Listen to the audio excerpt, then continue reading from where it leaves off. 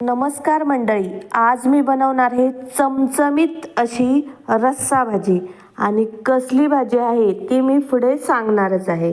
चला तर आता मी तुम्हाला घेऊन जाते माझ्या किचन गार्डनमध्ये. किचन गार्डन म्हणजे काय, थोड्याशा भागात मी काही दिवसापूर्वी मेथी पेरली होती, लाल भाजी पेरली होती.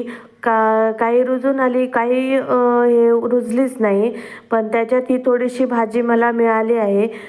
तर ती मी आता काढून घेते. लाल भाजी सगळी काढून घेतली.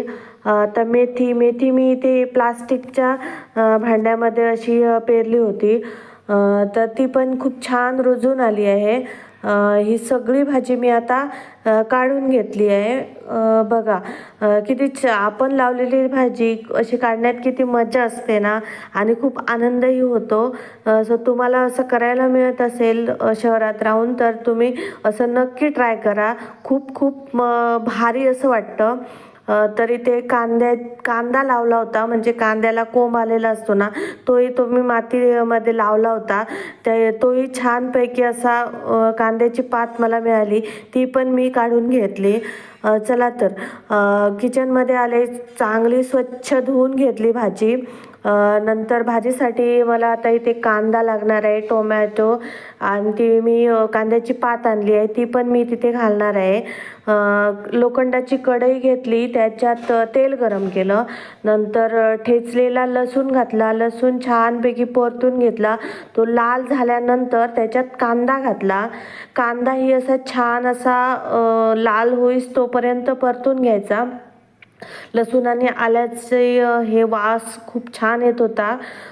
नंतर त्याच्यात चिरलेला टोमॅटो घातला. टोमॅटो घालून त्याच्यात थोडंसं मीठही घातलं, पण ते एडिटिंगमध्ये कुठे गेलं माहीत नाही मला.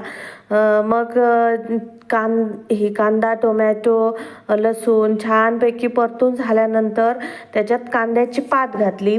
कांद्याची पातही छान अशी परतून घेतली. नंतर चिरलेली मेथीची भाजी आणि ती लाल भाजी मिक्स करून ती घातली.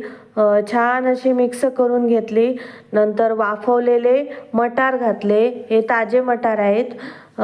ते घातले. नंतर दणदणीत अशी 5 मिनिटाची वाफ काढून घेतली. गरम पाणी घातलं, कारण मला इथे रस्सा भाजी बनवायची आहे.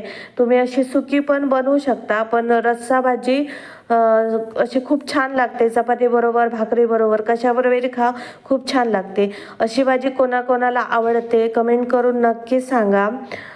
नंतर मी याच्यात वाटण घालते, कांदा, खोबरा आणि मसाले पण घातले होते त्याच्यात. ते सगळं मिक्स करून घेतलं, छानपैकी ढवळून घेतलं.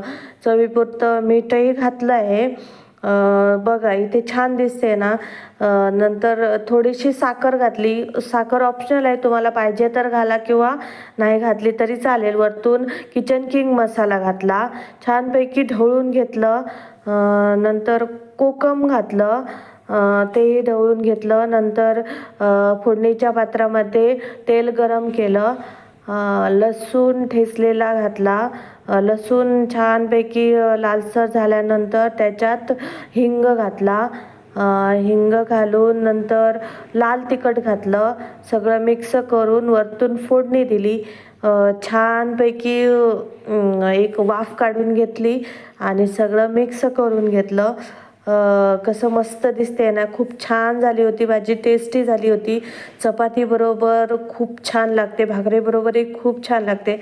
एकदा नक्की करून बघा अशी भाजी. आणि भेटू अशाच एका नव्या व्हिडिओमध्ये. तोपर्यंत बाय.